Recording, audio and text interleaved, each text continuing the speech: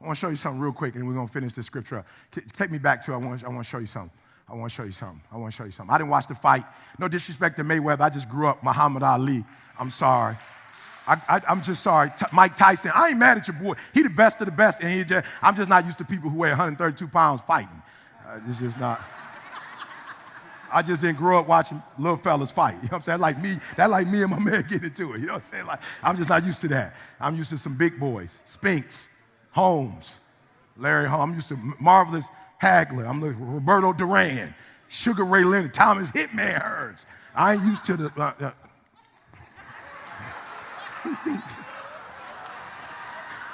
I ain't grow up that. I grew up, they was bah. So I ain't really watch my man, but I do read and study him.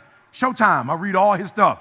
Post-conference, I watch all of it because I want to know. And the thing I found that was most amazing was this right here. My man 50-0. And what he got on every other boxer is that, guess what? They have a trainer. He got a trainer and a daddy. Come on, you're not hearing what I'm saying. He got a trainer and a daddy. So his daddy knows stuff about him that nobody else knows, can push buttons that nobody else can push. Why? Because that's his son. And don't nobody stand a chance because all they got is a trainer. My man 50-0 because his daddy, and watch what he said. He said, I don't always agree with him. Listen to me, young people. You don't always have to agree with your parents or God, but God knows best, and your mama, who womb you came out, know more than some little 13-year-old you listening to. And so, my man, let's go. Keep going.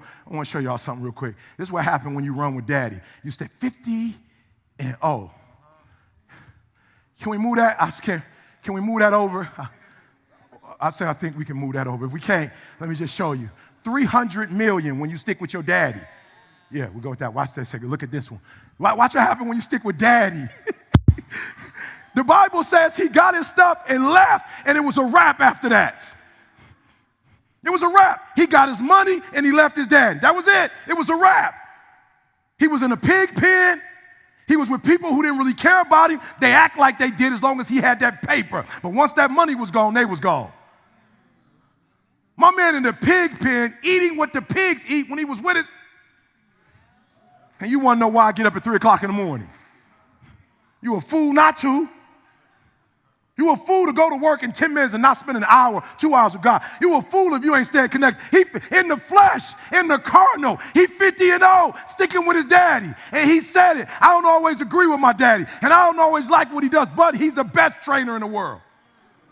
You ain't always got to like what your mama say and your daddy say, but trust me, don't nobody love you and care for you like they do, and don't nobody love you like God. Let's go back. I want to show y'all what happened when you stick with daddy. In the flesh, I want to make it real practical. 300 million out of retirement. Somebody tried to check my man Mayweather. You said you was retiring. He said, I was. I did retire. I was telling the truth. When I saw 300 million, only a fool. Only a fool. 300 million against somebody who ain't never boxed a day in their life, only a fool wouldn't come back. You say, I'm going this time for real. Keep going. Let me show you. With his daddy. Let's go. With the daddy. Watch what happens with the daddy. Pacquiao, 250 million. We're talking about over $540 million. You put all that together right there, that's almost $500 million with his daddy. So do me a favor, some of y'all in this room, you left daddy and you need to come back home. Listen to me, the reason why I'm telling you to come home is because you left daddy and you ain't no better off when you left. Ain't nothing happening in your life that should keep you from coming back to the home, other than somebody being real with you and telling you get your butt back home. So there's a group that you were churched, you were, and you left God because you wasn't feeling the trainer. You wasn't feeling the trainer. You weren't feeling the regimen he put you through. You weren't feeling the process. You weren't feeling how he did it. But let's be real, how he did it works. It works. The stuff I hear at 3 o'clock and what daddy tell me to do, sometimes it don't make sense. But it does not have to make sense. He's Alpha and Omega. Amen. Okay, so God's going to give you a breakthrough. You were church, you left God, And you're in your mind like, yo, E, for real, yep. It ain't, what you saying ain't deep, but yep, it's right. Just want you unchurched, you know, you left. Things didn't work out the way you thought they was going to work out when you left. Just raise your hand for me. Just raise your hand. Come on, let's keep it 100. Let's raise your hand. Yeah. Come on, keep it high. Give it to me. I don't play. God about to bless you. Raise your hand. I know about God, and I left. And it ain't been right since I left. Put your hands up. Come on. We're going to get a breakthrough tonight. Ain't nobody trying to be cute for nobody. Good. Now I want to take it to the next level. Stand right now. Stand right now. Stand right now. Stand right now. Look, this is what I want you to do right now. We're going to take 10 seconds. That's it. We're going to take 10 seconds. And we're going to say, God, I'm sorry, and I'm ready to come home. Close your eyes. That's between you and God. God, I'm sorry, and I'm ready to come home. That's it. God, I'm sorry, and I'm ready to come home. That's it. God, I'm sorry, and I'm ready to come home. Well, just say that. That's it. All right, you can have a seat. Good. All right, we got to hurry up. I love it. So watch this. And after he spent everything, there was a severe famine in the whole country. I'm so glad Mayweather never left his father, even though he wanted to leave, even though he couldn't stand his father, and began to be in need. Anytime you leave God, at some point in your life, you're going to be in need. It might take a year, it might take 2 years, it may take 5. But at some point when you leave God, you're going to be in need again. Why? Because you left the source. Amen. Ain't no gas in Dallas right now. They're struggling in Dallas. Why? Because the source is in Houston. Oh, you missed what I just said. They say it's like the 1980s. They got 200 cars. They say the police is at the gas station now showing people, like, come on in, like that's a football game. Why? Because the source is in Houston. And the source... See, it seemed like the source was in Dallas until something happened in Houston, and then we found out what the real source is. The source is not your job. Amen. The source is not your man. The source is not your degree. The source...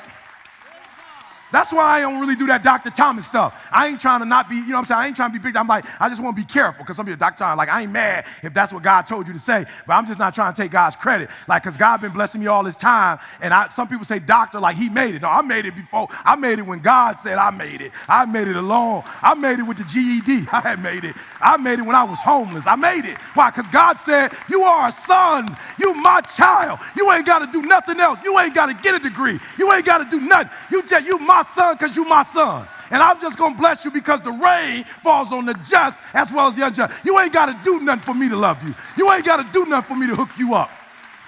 You my daughter. You enough. You enough. That's why you done ran through 4 men, because you don't know you enough without a man. You enough.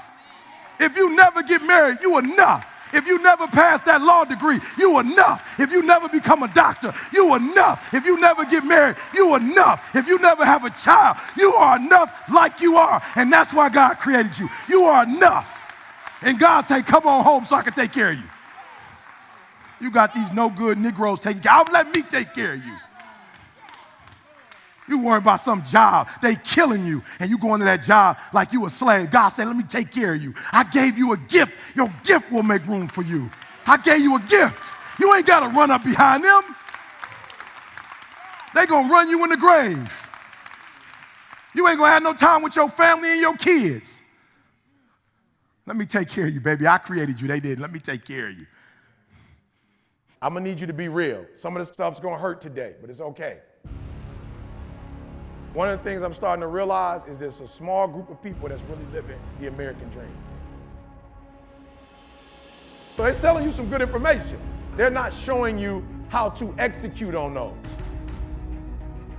All I'm saying is, as we move forward, we can't help certain things, but we're not going to sabotage ourselves. I'm going to show you why they execute and why you don't. But more of us could be living whatever life we want. But what they didn't show you is how you were supposed to do that. What I want y'all to start doing for me is having dreams and then give me a couple nightmares to go with the dreams. For real, I just want you to make up in your mind like this could happen. Not because I want you to be spooked out, but I don't want you to get hit and you like, I didn't prepare for that.